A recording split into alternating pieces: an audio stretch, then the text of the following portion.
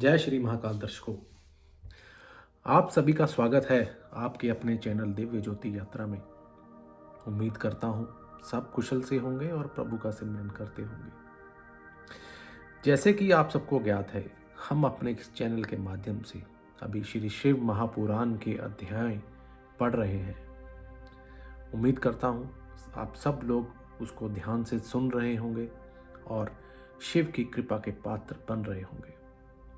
तो आइए आज हम कुछ चर्चा करते हैं शिव पुराण के पीछे क्या है विज्ञान। अगर आप शिव पुराण की कहानियों पर ध्यान दें तो आप ये देखेंगे कि इनमें सापेक्षा के सिद्धांत, मैकेनिक्स के सिद्धांत, पूरी आधुनिक भौतिक बहुत खूबसूरती से कहानियों के जरिए अभिव्यक्त किया गया है, दर्शाया गया है। यह एक संस्कृति भी है। इसमें विज्ञान को कहानियों के जरिए हम सबको बताया गया है। हर चीज को साकार रूप दिया गया है। मगर बाद में जाकर लोगों ने विज्ञान को छोड़ दिया और बस कहानियों को ही ढोते रहे हैं। उन कहानियों को पीढ़ी दर पीढ़ी इस तरह बढ़ा चढ़ाकर पेश किया जाता रहा है कि वे पूरी तरह मूर्खतापूर्ण लगने लगी। अगर आप उन कहानियों को फिर से विज्ञान को ले आए तो यह विज्ञान को अभिव्यक्त करने का एक बहुत ही खूबसूरत तरीका है। शिव पुराण मानव प्रकृति की चेतना को चरम तक ले जाने का सर्वोच्च विज्ञान है, जिसे अत्यंत ही सुंदर कहानियों द्वारा किया गया है। योग को एक विज्ञान के रूप में व्यक्त किया गया है, जिसमें अन्य कई प्रकार की कहानियां नहीं हैं। लेकिन अगर आप इन गहन अर्थों में उस पर ध्यान दें तो योग और शिव पुराण को अलग कभी भी नहीं किया जा सकता। एक उनके लिए है जो कहानियों को पसंद करते हैं, तो दूसरा उनके लिए है जो हर चीज को विज्ञान की नजर से देखते हैं। मगर दोनों के मूलभूत तत्व एक ही है और वो स्वयं शिव है।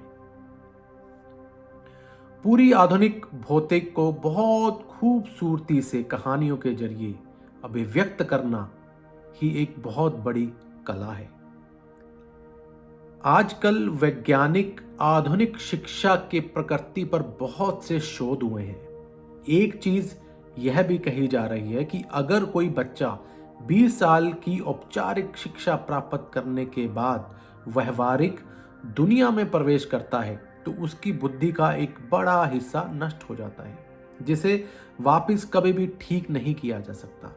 इसका मतलब है कि वह बहुत ज्ञानी मूर्ख में बदल चुका है। वैज्ञानिकों का कहना है कि शिक्षा देने का एक बेहतर तरीका है उसे कहानियों या नाटक के रूप में प्रदान करना चाहिए। इस दिशा में थोड़ी बहुत कोशिश भी की गई है, मगर दुनिया में ज्यादातर शिक्षा काफी हद तक निषेधात्मक रही है। यह भी जानकारी का विशाल भंडार आपकी बुद्धि को दबा देता है जब तक कि वह एक खास रूप में आपको ना दिया जाए। कहानी के रूप में शिक्षा को प्रदान करना एक बेहतरीन तरीका माना गया है। इसी संस्कृति में यही कहा गया था, विज्ञान के सर्वोच्च आयामों को बहुत बड़ी कहानियों के रूप में दूसरे लोगों को सौंपा गया। तो यही सब कुछ अगर हम बात करें श्री शिव महापुराण में, उसे भी सब कुछ कहानियों के रूप में सौंपा गया है ताकि हम सब लोग उसे मिलकर ग्रहण कर सकें। चलिए चलते हैं हमारे अगले अध्याय की तरफ। आज हमें इस अध्याय से ये ज्ञात होगा कि सती और शिव के द्वारा अग्नि की परिक्रमा कैसे विवाह किया गया, कैसे श्री हरि द्वारा शिव तत्व का वर्णन किया गया, शिव का ब्रह्मा जी को दिए हुए वर के अनुसार वेदी पर सदा के लिए अवस्थान कैसे हुआ, तथा शिव और सती का विदा होकर कैलाश पर्वत पर जाना कैसे संभव हुआ। तो ये सारी कथा जो है वो ब्रह्मा जी नारद जी को सुना रहे हैं। तो ब्रह्मा जी कहते हैं, नारद, कन्यादान करके दक्ष ने भगवान शंकर को नाना प्रकार की वस्तुएं दहेज में दी। यह सब करके वे बड़े ही प्रसन्न हुए। फिर उन्होंने ब्राह्मणों को भी नाना प्रकार के धन बांटे। तत्पश्चात लक्ष्मी सहित भगवान विष्णु शंभु के पास आए और हाथ जोड़कर खड़े हो गए और उनसे ये बोले कि हे देवादिदेव महादेव, हे भोलेनाथ, हे दया सागर, हे प्रभु, हे तात, आप संपूर्ण जगत के पिता हैं और सती देवी सबकी माता है। आप दोनों सत्पुरुषों के कल्याण तथा दुष्टों के दमन के लिए सदा ही लीला पूर्वक अवतार को ग्रहण करते हैं। यह सनातन श्रुति का कथन है।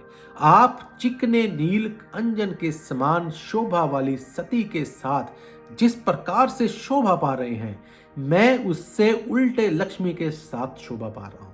अर्थात सती नीलवर्णा तथा आप गौरव वर्ण है, उससे उल्टे में नीलवर्ण और लक्ष्मी गौरवर्ण है। ब्रह्मा जी कहते हैं, नारद, मैं देवी सती के पास आकर गृहस्थोक विधि से विस्तार पूर्वक सारा अग्नि कार्य कराने लगा।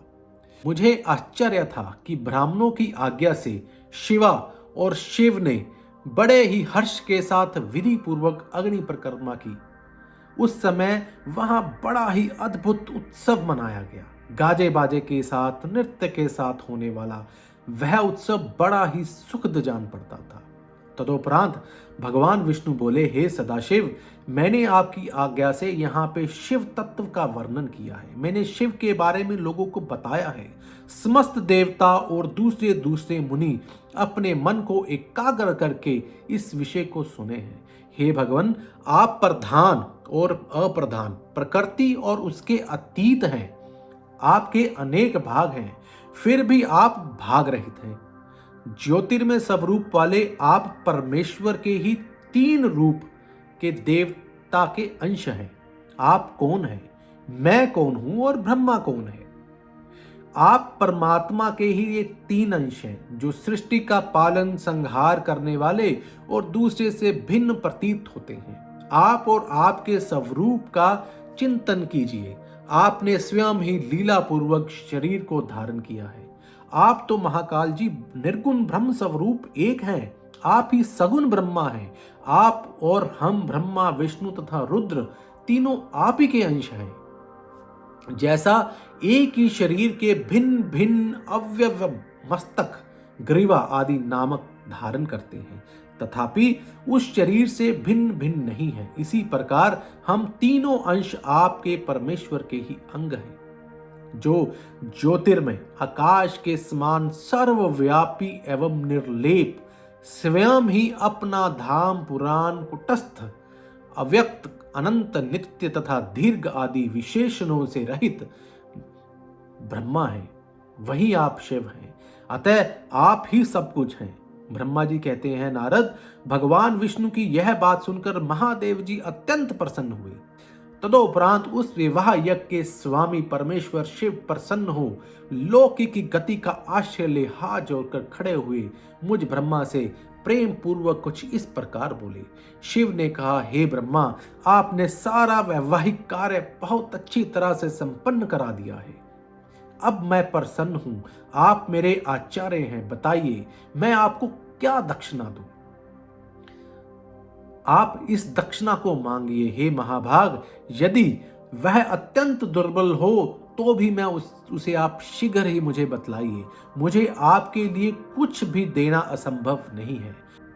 भगवान शंकर का यह वचन सुनकर मैं ब्रह्मा हाथ जोड़कर चित्त से उन्हें बारंबार प्रणाम करके बोला, देवेश, यदि आप मुझसे प्रसन्न हो और महेश्वर, यदि मैं वर पाने के योग्य हूं तो प्रसन्नता पूर्वक मैं ये बात कहता हूं, उसे आप अवश्य ही पूर्ण कीजिए। हे महादेव, आप इसी रूप में वेदी पर सदा ही विराजमान रहें, जिससे आपके दर्शन से मनुष्य के पाप धुल जाएं। हे चंद्रशेखर, आपका सानिध्य होने से मैं इस वेदी के समीप आश्रम बनाकर तपस्या करूं, यही मेरी अभिलाषा भी है और यही मैं चाहता भी हूं। चैत्र के शुक्ल पक्ष त्रयोदशी को पूर्व फागुनी नक्षत्र में रविवार के दिन इस भूतल पर जो भी मनुष्य भक्ति भाव से आपका दर्शन करे, उसके सारे पाप तत्काल ही नष्ट हो जाएं। विपुल पुण्य की वृद्धि हो और समस्त रोगों का सर्वथा नाश हो जाए। जो नारी दुर्भगा, वंध्या, कानी अथवा रूपहीना हो, वह भी आपके दर्शन मात्र से अवश्य ही निर्दोष हो जाए। मेरी यह बात सुनकर उनकी आत्मा को सुख देने वाली थी। उन्हें सुनकर भगवान शिव प्रसन्नचित होकर कहा, विद्यार्थ, ऐसे ही होगा। मैं तुम्हारे कहने से संपूर्ण जगत के हित के लिए अपनी पत्नी सती के साथ इस वेदी पर स्थिर भाव से स्थित रहूंगा। ऐसा कहकर पत्नी सहित भगवान शिव अपनी अंश रूपणी मूर्ति को प्रकट करके वेदी के माध्यम से वहां पर विराजमान हो गए। तत्पश्चात स्वजनों पर स्नेह रखने वाले परमेश्वर शंकर ने दक्ष से विदा ली और अपनी पत्नी के साथ कैलाश जाने को उद्यत हुए। उस समय उत्तम बुद्धि वाले दक्ष ने विनय से मस्तक झुकाकर हाथ जोड़कर उन प्रभु की स्तुति की। फिर श्री विष्णु आदि समस्त देवता, मुनियों और शिवगणों ने नमस्कार पूर्वक नाना प्रकार की स्तुति करके बड़े ही आनंद से जय जयकार किया। तदोपरांत दक्ष की आज्ञा से भगवान शिव ने प्रसन्नता पूर्वक सती को वृषभ की पीठ पर बिठाया और स्वयं भी उस पर आरूढ़ हो गए। वो प्रभु हिमालय पर्वत की ओर चले। भगवान शंकर के समीप वृषभ पर बैठी हुई सुंदरी दात और मनोहर हाथ वाली सती अपने नील श्याम वर्ण के कारण चंद्रमा में नीली रेखा के समान शोभा पा रही थी। उस समय उस नव दंपत्ति की शोभा को देखकर श्री विष्णु आदि समस्त देवता, समस्त महर्षि, दूसरे लोग ठगे से रह गए, हिलडुल भी ना सके तथा दक्ष भी मोहित हो गए। तत्पश्चात कोई बाजा बजाने लगा, कोई दूसरे लोगों के मधुर स्वर गाने लगा। कितने ही लोग प्रसन्नता पूर्वक भगवान भोलेनाथ के कल्याणमय उज्जवल यश का गान करते हुए उनके पीछे पीछे चल पड़े।